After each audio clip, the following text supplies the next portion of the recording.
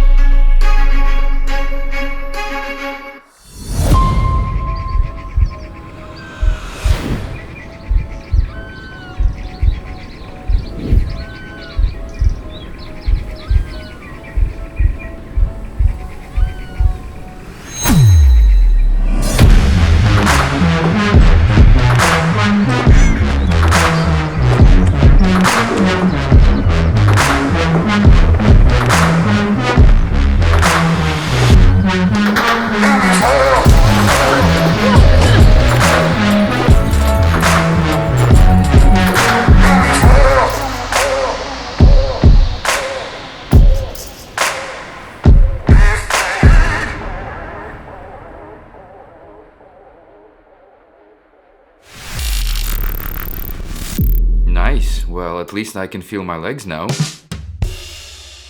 So since my last VR review, there has been a lot of talks about virtual reality. There are a lot of companies on the market, new companies, that are trying to grab their piece of pie. And I am not surprised. It's actually funny how different companies were critical about Meta announcing its vision about Metaverse, and just a couple of months after that, all the big tech companies started screaming that they're building either their own Metaverse or software for one. Anyways, long story short, VR has evolved. Meta on its own created a multi-billion marketplace and enabled gaming studios to start earning millions of dollars in their first weeks of release, which is just absolutely crazy. I mean, from wired dizziness generating pieces of headset like PSVR 1 back in the days, now we get compact, completely independent headsets, supercomputers that create a truly immersive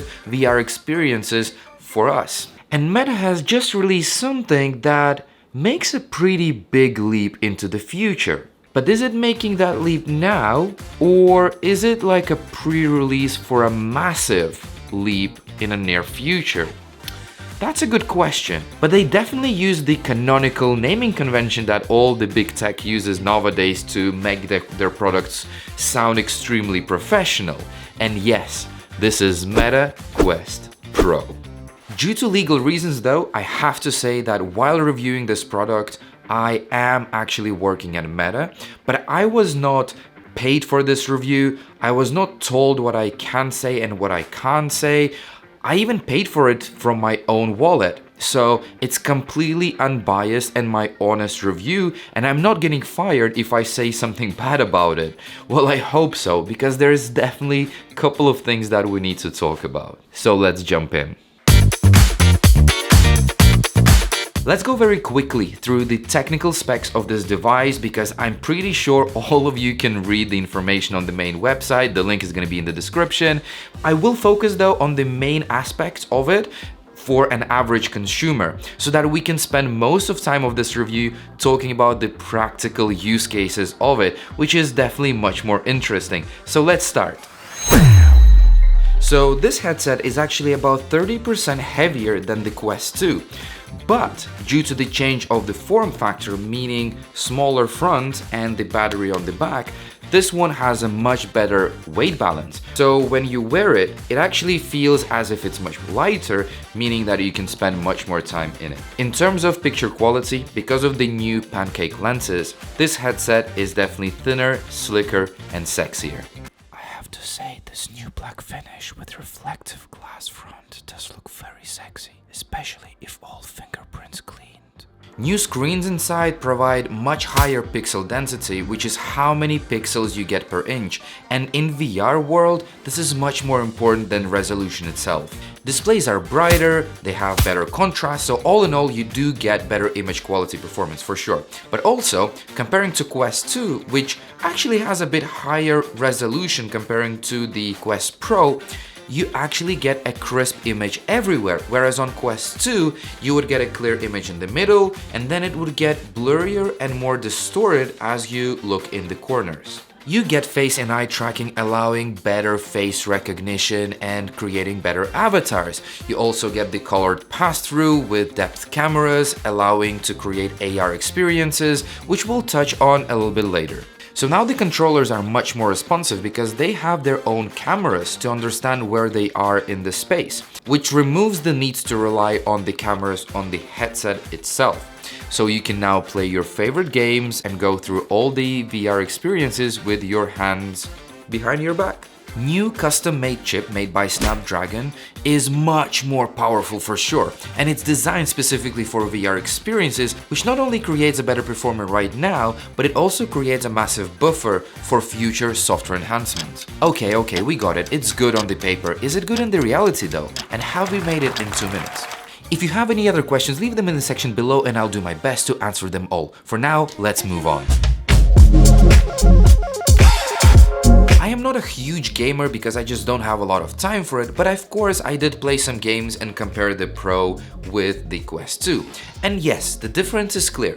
The Walking Dead was brilliant, the table tennis and bowling were so good and so realistic in terms of like physics and hand tracking that I really want to train myself now in VR and then compete with my friends in real life, and maybe in VR as well. Crisper image, better hand tracking, new haptics and controllers, no glitches, absolutely making that immersive feel. All great, but I do have a concern though. I can clearly see a lot of improvements in the games and experiences within this standalone VR headset, which is absolutely great. But I have not seen a lot of improvements in the PC VR part of this headset. And this is why it bothers me. So first of all, there is no way to put this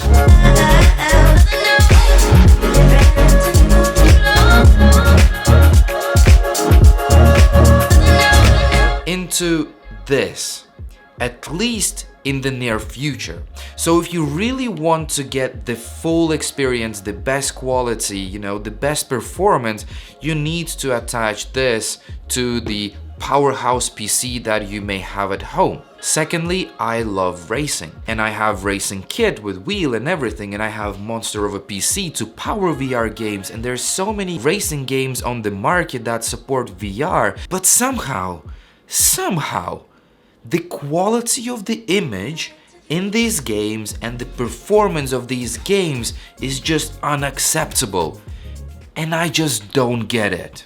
You get some weird image quality, and don't get me wrong, I mean the objects themselves are looking pretty good, you get the shadows and reflections, but there is something wrong in that image. I mean, it's a bit foggy, the latency is pretty high, and no, it's not cable issue because I'm only using certified ones and I already tried many of them.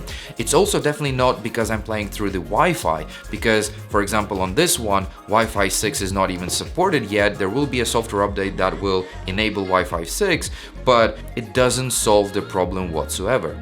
And I can't connect my racing kit to the headset itself because it has to be connected to a PC. So I feel like I'm missing out this incredible opportunity because, chaps, like VR racing is just absolutely amazing. So I'm really hoping that this experience will get better soon and, at least some part of that gazillion million of dollars that is spent into VR and into Metaverse will be invested into PC VR experiences as well. So release of this headset has actually introduced the new AR, augmented reality experiences. And it feels like the company spent so much time talking about this in the presentation that a lot of people thought that this headset is only about AR. But no, I would say with the color pass-through, with the depth cameras that allow you to define your desk, define your room, create the AR environment with like monitors and everything, gives you kind of like an intro to what it's coming. But for now, I would say it's a bit too raw. Quality of the pass-through image is not that great really. But let me explain you why, because it's actually not that easy. So in reality, this headset has two depths, but black and white cameras. They define the depth of the environment you're in, and it's very different to if you would just be watching a 2D image. And then you have this one camera in the middle, which is the colored one. And then what it does, it maps the colors on the image that is produced by these two black and white ones. But the problem right now is that sometimes it glitches. You sometimes don't get the right mapping of the colors. The colors themselves are not as vibrant as you would want, but I have some good news. All this can be solved by software update. And considering how the company evolved the Quest 2, I have no doubt that all these glitches will be fixed very, very soon. And actually, Meta announced that there will be a big update in January-ish time, which will fix the colored pass-through and make it completely unbelievable. So let's just wait. Let's talk about fitness.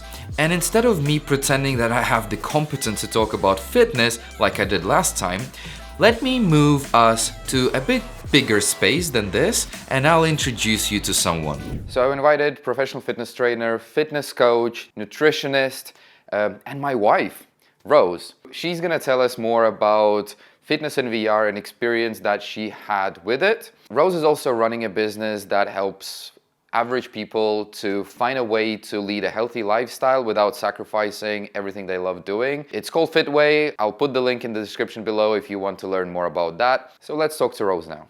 Hi, Rose. Hi. Thank you very much for your time. Thanks for coming and joining the session. Thank you for inviting me. Absolutely. Really appreciate our time. And considering today we're going to be talking about VR, my first question is going to be very generic. Can you tell me, what do you think about VR? Well, to be honest, I was always skeptical about VR. I was thought it's more for gamers. And even when I had a chance to try Quest 2, I felt like the glasses are too big for me, like the image wasn't always too clear. And yes, I just couldn't use it for more than 10-15 minutes maybe. Fair enough. And what about the new glasses? So I actually changed my mind once I tried Quest Pro. The glasses are much lighter, much comfortable to use them, and yeah, the quality is amazing. Like, I changed my mind completely, and now I actually enjoy to use them. Cool. And you know, considering you are the most professional fitness person I know, what do you think about fitness in VR specifically? The fitness is amazing. There are 3 options. At the moment, it's high intensity training, it's dancing, and it's boxing. Boxing is my favorite. You also get different types of intensity you can choose. You choose the duration, you choose the music. It's amazing, and now I even use it as a part of my workouts, just to add a bit of variety. Yeah, once a week now I have 30-40 minutes session of boxing. I really enjoy it. And yes, I must admit, it's really comfortable to use while you're punching, doing all the movements. So yeah, that's amazing. Cool. And you know, apart from the fact that you're a professional trainer, you also do sports, as you just mentioned. You do a lot of sports on a daily basis. And like, comparing to just ordinary life, like, do you feel you're actually burning calories in VR? Of course I do. Any movement burns calories, as we know. For every person, it's going to be a different amount of calories, of course. But yeah, I think the best way is just me to show you with actual training. Let's do it. Fair enough. Let's do the session and see how many calories you're going to burn.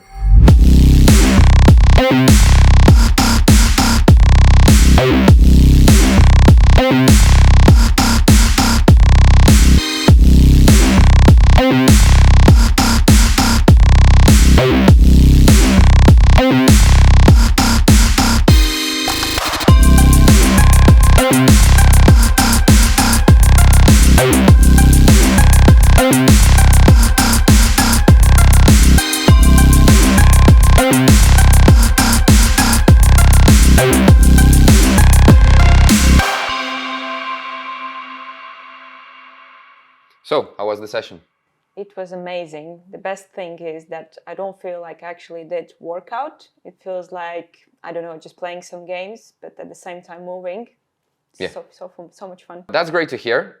I've been watching it and it was definitely fun. But my next question is actually about like the disadvantages of Quest Pro. Let's be honest with audience, with people who are going to be watching this video. There has to be something that you did not like about Quest Pro. Can you just share a bit more about that? Yes, so of course I would love them to be even smaller, but I think that's already a big improvement comparing to Quest 2. Another thing is the sound is a bit too quiet and I can hear surroundings. But yeah, that's probably it. Cool. Yeah, I will definitely make sure I mention about that because it is an issue. I've also noticed this. And like considering you've done the session, you said that Quest Pro managed to kind of convince you to get into the fitness in VR. Considering you made that step into VR, what do you generally think about the future of VR? So I think is definitely a good way how to exercise, how to show people different ways of exercising. It's very convenient for people, especially after COVID now. So many people, they're working out at home, online training. So it's not even like you always have to go to the gym, right? So yeah, I think that's amazing tool to kind of, again, add a bit new routine, new variety to workouts. And I'm already looking in ways how to integrate the Fitway into VR as well. I'm really excited to see. I'm excited as well. Well, thank you very much for your time. Again, it was a pleasure. Thanks for that. And I hope you enjoyed it. But for now, we're going to leave Rose and we're going to move on to the next topics. One of the main gaps of Quest 2, considering that I don't play a lot of games on it, was the ability to work. And even though in the Quest 2 you would get a good demo of what working in VR could look like, I would say that the quality of image was not there yet. And because of the lack of balance, you couldn't wear them for too long, so I would say working in Quest 2 for a long period of time is not really an option. But what about the pros? So this is where it gets interesting. So when I first opened the Workrooms app via my MacBook, I was actually a bit disappointed because I could see the pixels, the latency wasn't that great as well. But then I thought, wait a minute, but the quality of the image was much better in other apps. I couldn't see any pixels and the latency was also amazing. So is this a problem of the software and not the hardware? I tried the same on my personal computer and hell yeah, now we're talking. So I already have 3 pretty big 27-inch displays, so I thought, am I gonna benefit from it? And to be honest, yes, because in the end, you get 3 about 55-ish inch displays that you can arrange around yourself any way you want. I could jump into the VR room and have a chat with Rose about the future business needs and requirement for the application, do the whiteboarding session on it, and then jump back to my private space where I could just start doing my own personal work. And this seamless experience was absolutely brilliant. And even I, person who has a great setup at home, found this VR experience very useful and actually very productive. I'm sure that most of you will find it as well. But yeah, they still need to fix it for the laptops because that's probably gonna be the most common use case. But again, this is not hardware limitation, so I'm pretty sure they're gonna fix it soon via software updates. I already mentioned this in my previous Quest 2 review that with all the Quest products, you get a lot of entertainment options, like watching movies, hanging out with friends, exploring the world, and more and more and more, and even like moving your creativity to a whole new level. You don't get a lot of new stuff with the pros apart from the AR experiences and just better image quality and also better performance, which actually makes all these experiences much more seamless and much more enjoyable. So I would definitely say that it's a great bonus. So now I can watch movies on Netflix and on my Plex server without distracting my wife from sleeping. I'm sure you've been waiting for this. Yes, let's talk about Metaverse. And in order for me to share my point of view, I need to get a little bit techie, but I will try to explain it in simple terms. Metaverse is not just a game, I don't know, like Minecraft. It's not one of those games that are built every single year. No, it's a whole new ecosystem that requires a lot of foundational components to be built in order for it to work and scale. It's a sandbox that requires accessibility, flexibility, privacy, scalability, privacy, security, privacy, and much more to be built in its core. And chaps, this is hard. I mean, making the graphics to look good is probably the last phase of Metaverse, because there's so many like small details, edge case scenarios, scalability, and like general technical complexities that need to be built right from the beginning, and they just cannot be missed. And that's why Meta is investing billions of dollars into this project, even though you may feel like it looks like the Tomb Raider from the 90s. The fact that you can already create your own worlds with external assets created by other creators, throwing your friends into your world where you can play, where you can chat with their personalized avatars, having ability to control the privacy of every single engagement you have, like muting the person standing next to you, creating internal games and ecosystems and all that in the VR space. I mean, to be honest, people who criticize this being created in a couple of years either don't understand the technical complexity of this project, or they're just... I mean, seriously, 10 years ago, the closest sandbox we had on the market was called Kerbal Space Program, which looked like this. And it didn't have even 10% of functionality, and it obviously wasn't in VR space. So hey, let's turn down the ambitions a little bit and appreciate the work that has been put into this already. Okay, this is probably gonna be the most controversial part of the review, because the whole internet has been slamming Meta for selling such an expensive headset in such a weak economy. No one challenged Apple on selling very narrowly specific Ultra watch for £900. No one is challenging Sony for introducing very expensive cameras for loggers. No one is challenging DJI for selling Mavic 3 for £3,000. Nope, Meta gets all the popularity.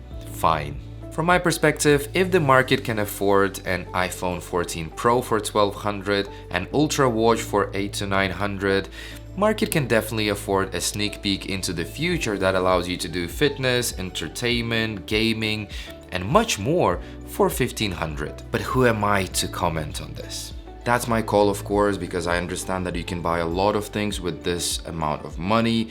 But do I think it's worth the money? Yes, I do, because first of all, it's a great piece of gear.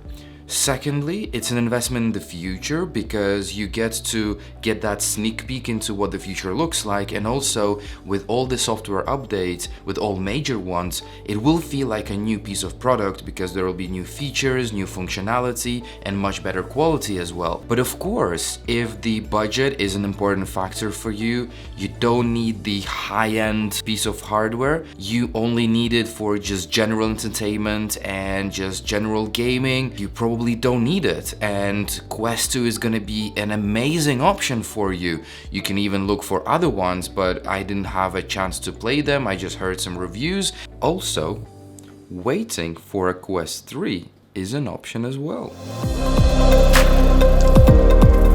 Considering the amount of companies that are investing in VR and considering the amount of companies that are building for VR, I'm actually very excited about the future of VR. Whether the leading company on the market is going to be Meta with its Metaverse or someone else, I don't know. But VR has definitely shown its potential. So now with headsets like Quest Pro and others, I see that this space is going to be growing and growing and growing, and the future is gonna be huge. Going back to the Quest Pro, is it a well-rounded product? Not yet.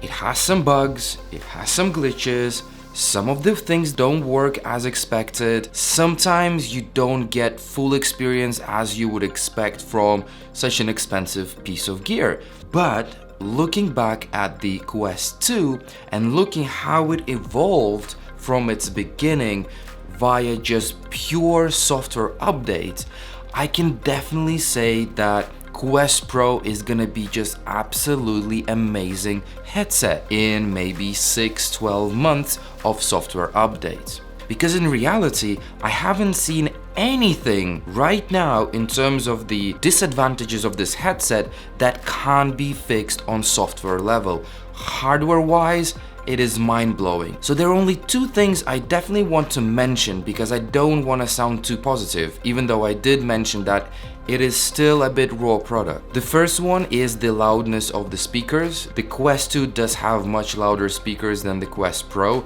but it can be solved by the headphones. You can easily connect them via Bluetooth, so that's fixable. And the second one is actually that the Quest 2 has infrared camera, whereas the Quest Pro doesn't, as far as I know. Basically, what that means is that the Quest 2 actually has better tracking during the nighttime because it actually sees through dark. Can it be solved? I think yes, if they do manage to tune the cameras. So are they solvable? Yes, they are. So I'm just gonna wait and see what options we have for that. Do you agree with my review? If yes, share your thoughts in the comments. No, prove me wrong. I am more than happy to have a conversation. And I will be seeing you down there in the comments and will be answering all your questions and feedback. If not, I will see you in the next video. See ya.